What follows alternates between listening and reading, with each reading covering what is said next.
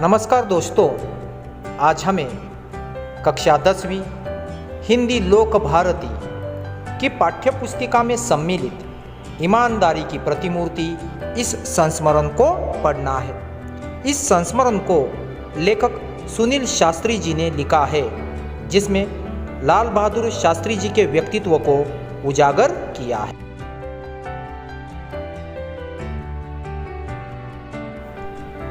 तो आइए देखते हैं सबसे पहले लेखक का परिचय। लेखक सुनील शास्त्री जी का जन्म 1950 में हुआ। वे भारत के द्वितीय प्रधानमंत्री लाल बहादुर शास्त्री जी के पुत्र हैं। आप एक राजनेता के अलावा कवि और लेखक भी हैं। आपको कविता, संगीत और सामाजिक कार्यों में विशेष लगाव और रुचि है। सामाजिक आर्थिक बदलाव पर आपने विचारों को आपको पत्र पत्रिकाओं में व्यक्त करते रहते हैं, इसलिए हिंदी में उनका योगदान सर्वोपरि है। तो आइए देखते हैं इस संस्मरण के माध्यम से लेखक क्या कहना चाहते हैं। प्रस्तुत संस्मरण में लेखक ने स्वर्गीय लाल बहादुर शास्त्री जी की ईमानदारी, सादगी, सरलता, सच्चाई, पर दुख कातरता आदि गुणों को बड़े ही अच्छे ढंग से सुंदर शब्दों में हृदयस्पर्शी विचारों के माध्यम से उजागर करने का प्रयत्न किया है। स्वर्गीय लाल बहादुर शास्त्री जी के व्यक्तित्व में एक अलग प्रकार का आकर्षण बिंदु था, जो इस संस्मरण को पढ़कर हमें पता चल सकता है। पुनश्च एक बार मैं आप सभी का इस वीडियो में स्वागत करता हूं। यही पाठ हम कंटिन्यू करने जा रहे हैं। ईमानदारी की प्रतिमूर्ति संस्मरणात्मक पाठ है। लेखक सुनील शास्त्री जी और स्वर्गीय लाल बहादुर शास्त्री जी के व्यक्तित्व की विशेषता है। स्वर्गीय लाल बहादुर शास्त्री, उनके व्यक्तित्व की विशेषताएं हम इस संस्मरण के माध्यम से वहां पर क्या कर रहे हैं, देख रहे हैं। तो आइए देखते हैं। तो लेखक इम्पाला शेवरलेट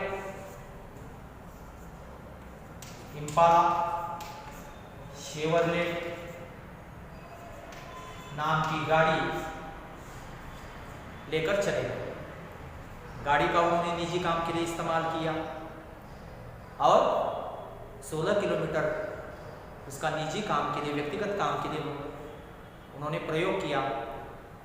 इसके चलते स्वर्गीय लाल बहादुर शास्त्री जी ने 60 पैसे प्रति किलोमीटर के हिसाब से पैसे वहां पर देने के लिए कहा। और इस घटना का वहां पर क्या उनके मन पर प्रभाव पड़ा। वे दुखी हुई, ना डांटा, ना वहां पर क्या है वे गुस्सा हुए। लेकिन इस घटना का इतना असर हुआ कि दोनों भाई जोर जोर से फूट फूट कर रोए। और आजीवन इसे याद रखना कि ईमानदारी किसे कहा जाता है। देखिए, समझाने का ढंग कितना बढ़िया था। तो कहा 60 पैसे प्रति किलोमीटर के हिसाब से पैसे जमा करवा दे। इतना जो उनका कहना था, किसका? स्वर्गीय लाल बहादुर शास्त्री जी का, कि हम और अनिल भैया वह रोक नहीं सके। जो रुलाई छूटी तो वह कमरे में भागकर पहुंचने के बाद भी काफी देर तक बंद हो। और दोनों भाई कूट कूट कर वहां पर क्या करने लगे, रोने लगे। दोनों भाई कूट कूट कर रोने लगे। देखिए मेरे प्रिय साथी, फूट फूट कर रोना हिंदी का मुहावरा है। जोर जोर से रोना, फूट फूट कर रोना, मुहावरे याद रखिए। आपसे यह बात शान के तहत नहीं कह रहा, पर इसलिए कि ये बातें अब हमारे लिए आदर्श बन गई है। इसलिए याद रखिए मेरे प्रिय साथियों कि माता पिता का व्यक्तित्व कैसा है, उनका व्यक्तित्व ही वहां पर क्या है, बच्चों को संस्कारित करता है। आप स्वर्गीय लाल बहादुर शास्त्री जी ने जो बात बच्चों के मन पर उन्हें समझाने की कोशिश की, जिस घटना का परिणाम हुआ आजीवन इन बातों को लेखक भूल न पाए, इसलिए तो रोने लगे, क्योंकि ये बातें अब वहां पर लेखक के लिए आदर्श बन गई। क्योंकि इतने बड़े पद पर होने के बावजूद लाल बहादुर शास्त्री जी ने कभी उसका गलत इस्तेमाल नहीं अपने निजी काम के लिए, सो ये आदर्श बन गए। सक्रिय राजनीति में आने पर सरकारी पद पाने के बाद क्या उसका दुरुपयोग करने की हिम्मत मुझ में हो सकती है? क्योंकि संस्कार ही ऐसे है। मुझे अपने पद, अपने काम के प्रति ईमानदार वफादार ही रहना है। यह अगर हमने ठान लिया तो जीवन में, इस समाज में कोई किसी को धोखा नहीं देगा। देखिए कितनी बढ़िया बात कही। तो राजनीति में जाने पर अथवा नौकरी करने पर मैं उसका कभी दुरुपयोग कर ही नहीं सकता। आप ही सोचे, मेरे बच्चे कहते हैं पापा आप हमें साइकिल से भेजते हैं। लेखक के बेटे कहते पापा आप हमें साइकिल पर भेजते, बाकी बच्चे तो स्कूल में गाड़ी पर आते हैं। पानी बरसने पर रिक्शे से स्कूल भेजते, पर कितने ही दूसरों लोगों के लड़के सरकारी गाड़ी से आते हैं। तो आप हमें क्यों नहीं भेजते? क्यों?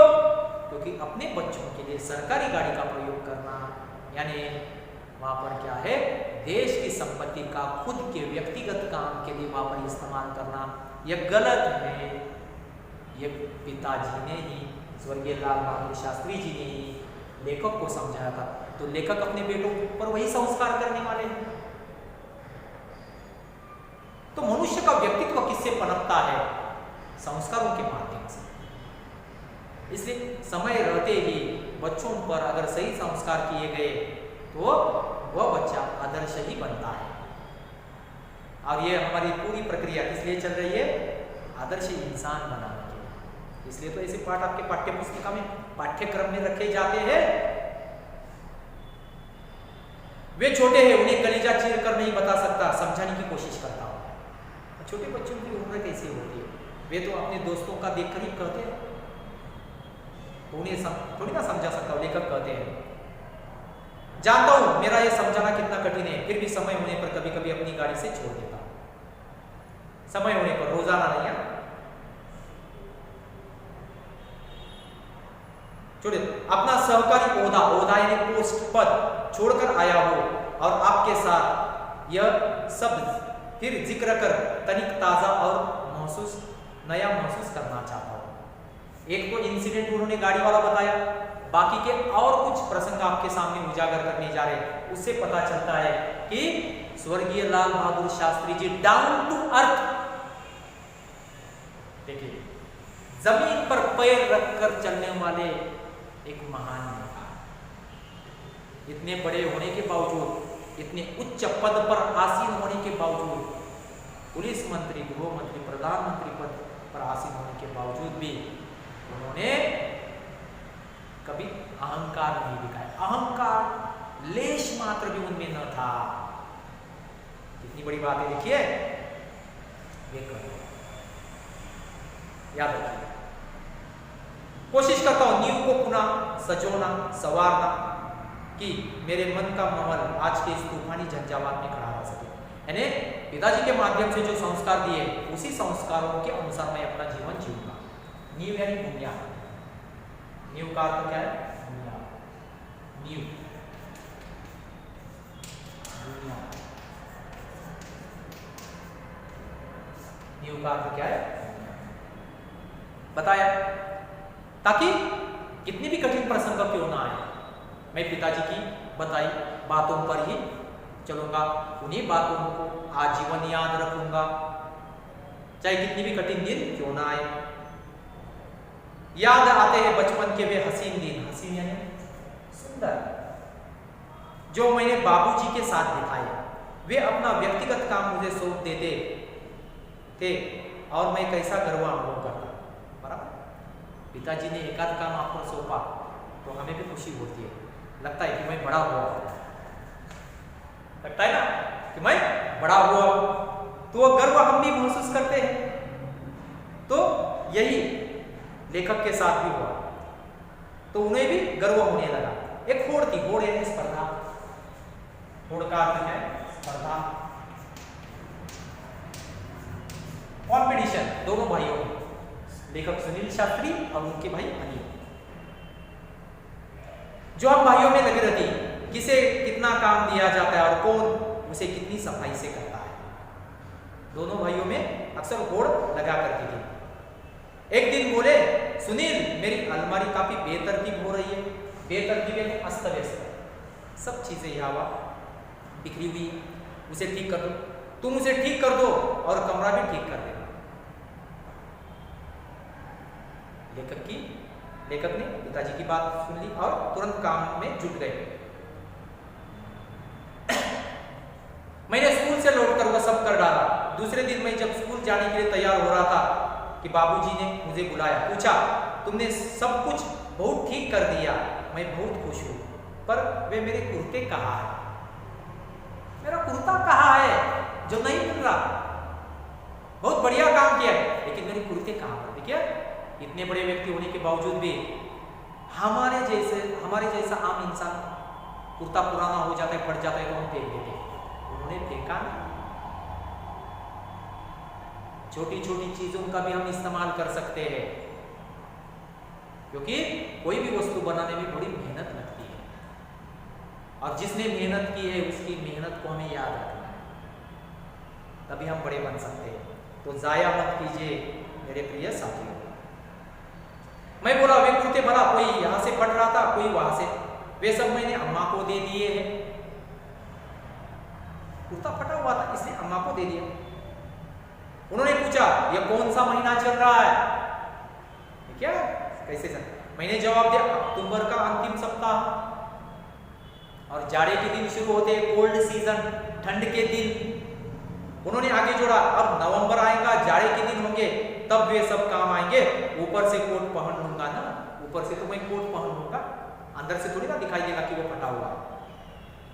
देखिए कितने बड़े विचार, श्रेष्ठ, बड़े श्रेष्ठ विचार है, उच्च विचार जो आम आदमी को नहीं छू सकते। इसलिए मैंने शुरुआत में ही कहा कि मनुष्य अपने गुणों के कारण ही जाना जाता है। इसलिए स्वर्गीय लाल बहादुर शास्त्री जी का व्यक्तित्व एक बहुआयामी व्यक्तित्व, उच्च विद्या विभूषित, सर्वगुण संपन्न, और उनकी विशेषताएं यहां पर मैंने आपके सामने लिखी। इसलिए जीवन सादा, उच्च विचार, यही सफलता का रहस्य होता है। मैं देखता ही रह गया, देखते रहना, आश्चर्य होना, क्या कह रहे हैं बाबूजी? वे कहते जा रहे थे ये सब खादी के कपड़े हैं, और पहले चरखे पर बुने जाते थे ना, सूत कताई, मशीनें थोड़ी ना थी, और कितनी मेहनत, बड़ी मेहनत से बनाए हैं बीनने वालों ने चरखे पर। इसका एक एक सूत काम आना चाहिए, एक एक धागा काम आना चाहिए। इसलिए कोई भी वस्तु, कोई भी चीज हमें वेस्ट नहीं करनी है, जाया नहीं करनी। अगर हम कोई वस्तु जाया करते हैं तो जिसने वो वस्तु बनाई उसकी मेहनत का अनादर करने जैसा है, अपमान करने जैसा है। यही नहीं, मुझे याद है मैंने बाबूजी के कपड़ों की तरफ ध्यान देना शुरू किया था, क्या पहनते थे, किस किफायत से पहनते हैं, मैंने देखा था। उनका रहन सहन एकदम सिंपल था, लेकिन उसके व्यक्तित्व पर वह सूट करता, शोभा देता, भवता। कितनी किफायत से, कितनी आसानी से वे कपड़े पहनते थे। एक बात उन्होंने अम्मा को फटा कुर्ता देते हुए कहा था, इनके रुमाल बना देना। हम तो फटे पुराने कुर्ते किसी को दे देते हैं, फाड़ देते हैं, फेंक देते हैं, नया दे देते हैं। तो कितना कुछ सीखने के लिए मिलता है इस पाठ के माध्यम से। सो आजीवन ये बात याद रखें, बाबूजी का एक तरीका था जो अपने आप आकर्षित करता था, एक आकर्षण बिंदु था उनके व्यक्तित्व में, समझाने का एक अनोखा ढंग था। वे अगर सीधे कहते सुनील तुम्हें खादी से प्यार करना चाहिए, तो शायद वह बात कभी मेरे मन में घर नहीं करती। कभी मैं वो बात सीख नहीं पाता कि खादी से लगाव करना चाहिए, देसी चीजों को अपनाना है, तो शायद मैं कभी उसका महत्व न समझता। लेकिन जिस तरह से उन्होंने समझाया कि खादी से बना हुआ कुर्ता भले वो फटा क्यों ना हो, हमें पहनना चाहिए, क्योंकि बड़ी मेहनत से वो बना है, बड़ी मेहनत से बना है। मेरे प्रिय, देखिए कितने सुंदर विचार है। पर बात कहने के साथ साथ उनके अपने व्यक्तित्व का एक आकर्षण था, जो अपने में सामने वाले को बांध लेता। देखिए मेरे प्रिय साथियों, कि लाल बहादुर शास्त्री जी जैसे अनेक महान विभूतियां हमारे भारत देश में हुई है, उनके विचार सुनते ही हम उनकी ओर खींचे चले जाते हैं। महात्मा गांधी जी होंगे, पंडित जवाहरलाल नेहरू जी होंगे, सुभाष चंद्र जी बोस होंगे, कितनी महान हस्तियां हुई है, स्वामी विवेकानंद होंगे। तो उनके व्यक्तित्व में एक ऐसा आकर्षण बिंदु था कि कोई भी व्यक्ति उनकी ओर खींचा चला जाता, वह स्वतः उन पर अपना सब कुछ निछावर करने पर उतारू हो जाता। और वह व्यक्ति अगर हमसे कुछ मांगेंगे तो हम अपना सब कुछ उन्हें देने के लिए तैयार, सैक्रिफाइस करने के लिए तैयार। ऐसी आकर्षण बिंदु, ऐसी पर्सनालिटी थी। अम्मा कहती है हमारी शादी में चढ़ावे के नाम पर सिर्फ 5 ग्राम सोने के गहने आए थे, 5 ग्राम उस समय। लेकिन जब विदा होकर रामनगर आए तो वहां उन्हें मुंह दिखाई में गहने मिले। मुंह दिखाई की रस्म होती है ना, पहली बार नई नवीली दुल्हन आती है, सभी नाते रिश्ते वाले ने कुछ ना कुछ दिया था। जिन दिनों हम लोग बहादुरगंज के मकान में आए, उन्हीं दिनों तुम्हारे बाबूजी के चाचा जी को कोई घाटा लगा था। और हमें मालूम है कि पहले के जमाने में संयुक्त परिवार, ज्वाइंट फैमिली हुआ करती थी। अगर परिवार के किसी व्यक्ति पर कोई संकट आता तो हम मदद करते थे। तो लेकिन लाल बहादुर शास्त्री जी ने भी मदद कैसे की, घाटा ही नुकसान, किसी तरह से बाकी का रुपया देने की जिम्मेदारी हम पर आ पड़ी। बात क्या थी, उसकी ठीक से जानकारी लेने की जरूरत हमने नहीं सोची, और न ही इसके बारे में कभी कुछ पूछताछ की। लेखक कौन सी घटना मुझे भी याद नहीं है, लेकिन हमने कभी पूछताछ नहीं की। लेकिन क्या हुआ, देखिए एक दिन तुम्हारे बाबूजी ने दुनिया की मुसीबतों और मनुष्य की मजबूरियों को समझते हुए जब हमसे गहनों की मांग की। देखिए लाल बहादुर शास्त्री जी ने अपनी पत्नी से वहां पर क्या गहने मांगे, किसी की सहायता करने के लिए, किसी की मदद करने के लिए। मुसीबत आई, कोई विपदा, संकट, तो वहां पर क्या है, लेखक की माताजी क्षण भर के लिए आश्चर्यचकित हुई। क्षण भर के लिए हमें कुछ वैसा लगा और गहना देने में तनी खिचकिचाहट महसूस हुई, तनी खिचकिचाहट कि नहीं मुझे गहने नहीं देने, ये मेरे सुहाग वाले गहने, ये मेरे माता पिता ने मुझे दिए, ये उनकी अमानत है, मैं नहीं दूंगी थोड़े से समय के लिए। लेकिन बाद में विचार बदल गया, हिचकिचाहट महसूस हुई, पर यह सोचा कि उनकी प्रसन्नता में हमारी खुशी है, पति की खुशी में मेरी खुशी है। तो बिना सवाल जवाब किए वह गहने दे दिए। देखिए केवल टीका नथुनी बिछिया रख ले, क्योंकि ये सुहाग वाले गहने, सुहाग के गहने, सुहाग वाले, हर स्त्री सौभाग्यवती स्त्री के ये गहने हैं। 3 नाम आए आभूषणों के, टीका नथुनी और बिछिया, वे सुहाग वाले गहने थे। उस दिन तो उन्होंने कुछ नहीं कहा, और दूसरे दिन जब वे अपनी पीड़ा रोक न सके, स्वयं लाल बहादुर शास्त्री जी पत्नी के पास गए और उन्होंने कहा, क्या कहा, कहने लगे तुम जब मिर्जापुर जाओगी और लोग गहनों के संबंध में पूछोगे तो क्या कहूंगी, तुम्हारे ससुराल वाले, मायके वाले, सगे संबंधी वाले पूछोगे तो तुम क्या कहोगी। देखिए तो जो जवाब स्वर्गीय लाल बहादुर शास्त्री जी की पत्नी ने दिया, सचमुच सराहना करने लायक, प्रशंसा करने लायक, वंदनीय है, बहुत बढ़िया। हम मुस्कुराए और कहा, लेखक की माता जी, उसके लिए आप चिंता ना करें, हमने बहाना सोच लिया है, हमने बहाना सोच लिया। हम कह देंगे कि गांधी जी के कहने के अनुसार हमने गहने पहनने छोड़ दिए। अब महात्मा गांधी जी का व्यक्तित्व तो कितना बड़ा था, उनका एक शब्द पूरा भारत उनके एक शब्द पर जान देने के लिए तैयार। महात्मा गांधी जी ने कहा कि गहने पहनना छोड़ दो, तो हमने गहने पहनना छोड़ दिया ताकि हमसे कोई सवाल न करे, जवाब न करे, सवाल जवाब न करे। इस पर कोई शंका नहीं करेगा। तुम्हारे बाबूजी तनिक थोड़े से समय के लिए चुप रहे, फिर बोले। अब यहां पर थोड़ा सा भावुक हुए लाल बहादुर शास्त्री जी, भावुक हुए और कहा तुम्हें यहां बहुत तकलीफ है ना पत्नी से, तुम्हें यहां बहुत पीड़ा है, मैं तुम्हें वहां पर खुशी न दे सका, कुछ न दे सका। इसे मैं अच्छी तरह समझता हूं, तुम्हारा विवाह बहुत अच्छे सुखी परिवार में हो सकता था, लेकिन मेरे साथ शादी करके तुम्हें बहुत तकलीफों और मुसीबतों का सामना करना पड़ रहा। लेकिन अब जैसा है वैसा है, तुम्हें आराम देना तो दूर रहा, तुम्हारे बदन के सारे गहने भी उतरवा और अपने मन की व्यथा, अपने मन की पीड़ा को पत्नी के सामने में उजागर है। इस वाक्यों को पढ़ने के बाद हमें पता चलता है। हम बोले पर असल गहना है वो तो है, यानी हमारा असली गहना कौन है, आभूषण कौन है, हमें बस वही चाहिए। आप उन गहनों की चिंता न करें, समय आने पर फिर बन जाएंगे। असली गहना कौन है, उन्हीं की बात मैं मानूंगी और मेरी किसी काम की वजह से, क्रिया की वजह से उनको तकलीफ ना हो। पति की खुशी में ही पत्नी की खुशी है। आप ही तो मेरा असली गहना हो, समझा दिया। आप चिंता मत न करो, बाद में गहने बन सकते हैं, आपको दुखी होने की कोई आवश्यकता।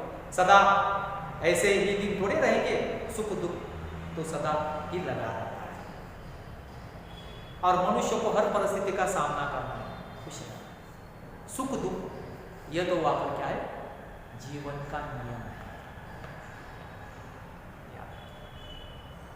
तो यह इस संस्मरण के माध्यम से लेखक ने वहां पर स्वर्गीय लाल बहादुर शास्त्री जी का जो व्यक्तित्व हमारे सामने, वह व्यक्तित्व वहां पर क्या किया है, स्पष्ट किया है अथवा चित्रित करने का जो काम किया है, वह सचमुच बहुत बढ़िया और मन को आकर्षित करने वाला है, मन को आकर्षित करने वाला है। इसलिए मेरे प्रिय साथियों, मनुष्य जीवन सादा, उच्च विचार, सरल, किसी के प्रति हमारे मन में कपट नहीं होना चाहिए, ईमानदार, जहां भी जाओ ईमानदार रहो, अपने काम के प्रति, अपने कर्तव्य के प्रति, चाहे कितने भी बड़े पद पर क्यों न जाओ, ईमानदारी से काम करना है, पर दुख का दूसरों की पीड़ा को हमें वहां पर क्या करना है, समझना है और सच, हमेशा सच की राह पर चलना है। तो यह कुछ विशेषता आपके सामने सुनील शास्त्री जी ने इस संस्मरण के माध्यम से स्पष्ट करने का काम किया, इसलिए इसे संस्मरणात्मक पाठ कहा गया। तो हमें ईमानदार बनना है, ईमानदारी की प्रतिमूर्ति यानी स्वर्गीय लाल बहादुर शास्त्री जी। तो कुछ अनुभव, कुछ प्रसंग आपके सामने यहाँ पर स्पष्ट किया। आशा करता हूं कि आप भी सादगी, सरलता, ईमानदारी, परोपकारता, सच्चाई, इन गुणों को आत्मसात करोगे और आजीवन इन्हीं गुणों के अनुसार आप जीवन जीने का काम करोगे, तभी सही मायने में यह पाठ पढ़ने का उद्देश्य वहां पर सफल हो सकता है। आशा करता हूं कि यह पाठ आप सभी को समझ में